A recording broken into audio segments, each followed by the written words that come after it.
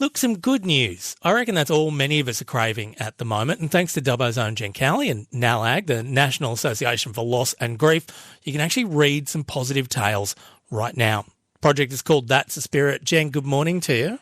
Good morning, Nick. Good morning, everybody. Happy post-ISO Easter. ISO Easter, is that what we're calling it? I like that. Well, that's what we're calling it in this house. Jen, I know we are craving positivity right now. We are. And what I like about this project is it predates coronavirus, has its start in the drought, but it's really valid right now for everyone in the world. It did.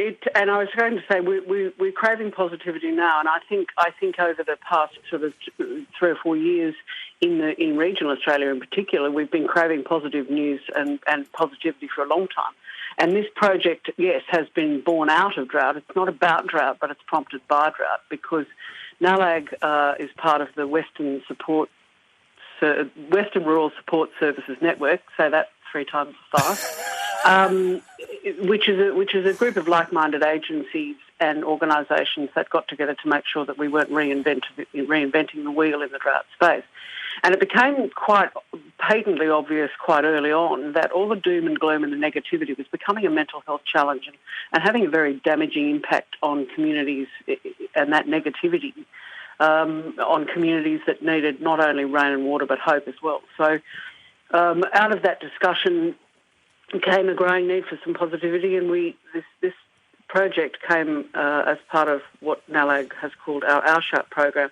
And the idea was to give voice to some of the positive people and groups and individuals and work being done in communities to keep that indefinable thing that we call the spirit of the bush alive. So, yes, it had its genesis throughout the drought, but it's even more now valid in that we are looking to draw on that well, that very deep well of community spirit and can-do positivity that exists, that has sustained us before and hopefully and seems to be sustaining us now. And Jen, you actually hit the road and went out to a few communities to meet these people. It's been a very slow burn, this project, which is the way it needed to be, because everything that we do in the bush is based on relationships. So it was my absolute pleasure and honour to go around to some of the small communities in the footprint in which I've been working and seek out and identify those people who, not necessarily the flag wavers and flag bearers for communities, but across a wide range of demographics. Right from the boardroom to the shearing board. From cockies to workers, to business people, all kinds of people, and across all ages and demographics.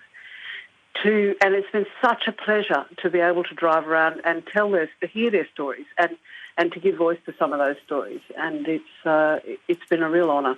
I'm very, very, very lucky. Where did you get out to?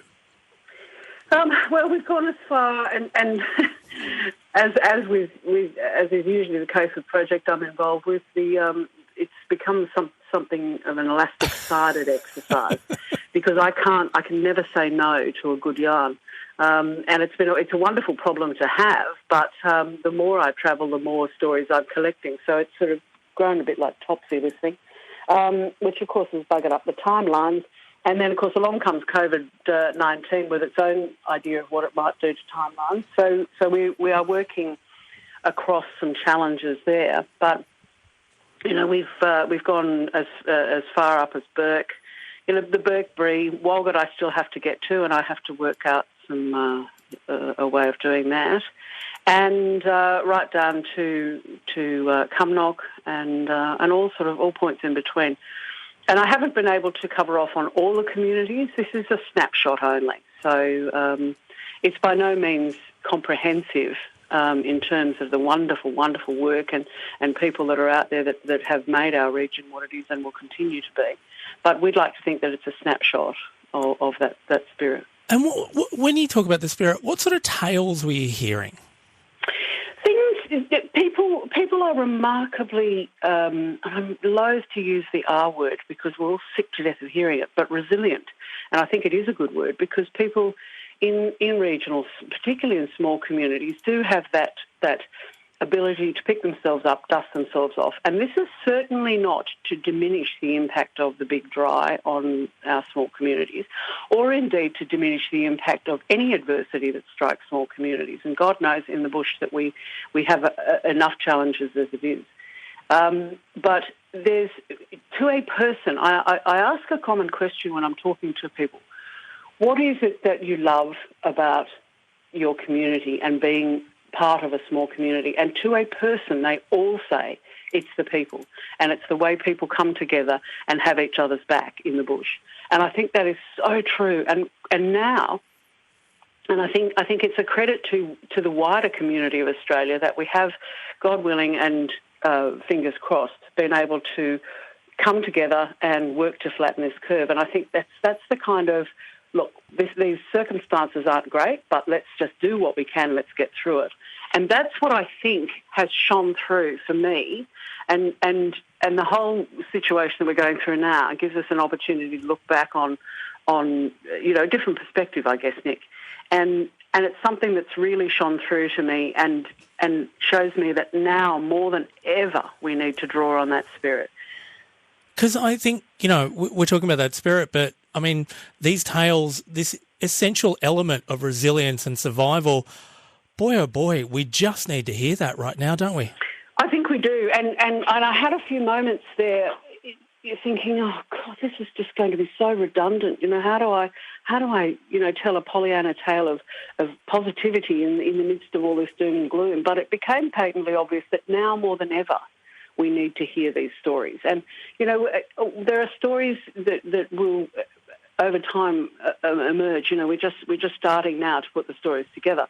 But everything from the ladies in Coonabarabran who have been running an aqua aerobics class there for 25 years, to a shearing contractor who's keeping that almost single-handedly keeping that skill alive in the bush, to generations of graziers and farmers, to young people who are starting out on their journey in business and doing so from very humble beginnings and using technology, So it's and down to the Rotary clubs, the CWAs, the re-emergence of the CWA. There are so many young women getting involved in the Country Women's Association now. I could talk to you all morning about the sorts of people that I've spoken with, and across a wide demographic, and lots of wonderful Indigenous people who are keeping the spirit alive in many ways. So it's something that we're really proud of, but it also becomes, I think, what they call in government speak a social asset mapping exercise, in that it reminds us what we do have as opposed to what we don't have. And it becomes a bit of a cross-pollination of ideas too between communities and within communities. And one of the subjects that I spoke to is a lady from Purliwar, and she said, something like this is wonderful because it gives us an opportunity to peer over the fence into the neighbour's paddock. And she said, don't bush people love to do that, So I thought that was a wonderful way to put it, because it really does give us a glimpse. And I think something like this can remind us that when the chips are down and we're all feeling very sorry for ourselves, and that's perfectly valid as well, but we can look across the fence and go, A, maybe it's not that bad, everybody else has got it worse, or B, look, they're getting on and doing what I can as well, So it's that idea of connectedness and just doing what we need to do and promoting the fact that the lights are still on in Western region.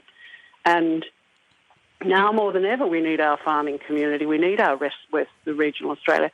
And just right at the moment, Western New South Wales looks like a pretty damn fine place to be to me. Yeah, not bad at all.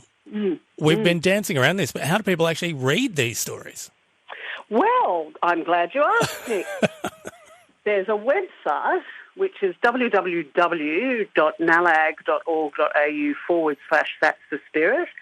And we are loading, that's the royal we. Fortunately, I have some little tech heads that know what they're doing. And they're loading all these stories up one by one onto that website, so you can go and have a look at the transcripts in full there. And then once we've navigated some of the current challenges, we will be producing a book, which will be hopefully, fingers crossed, and we're not making any solid plans because you know what happens when you make plans in the current environment. But eventually there will be a book, and I guarantee it will be worth waiting for. Bearing in mind that it's a not-for-profit organisation, so it's not a commercial exercise. It will be available through NALAG and through some of the communities that we've been working through. But in the meantime, all the transcripts will be available on the NALAG website. And we'll get people to go there. Jen Cowley, it's been a delight. Please do. We'll talk soon. Thanks, Nick. Thank you, Jen Cowley. The project is called That's the Spirit, as she said, on the NALAG website. And just in full disclosure, I do a little bit of volunteering for NALAG as well.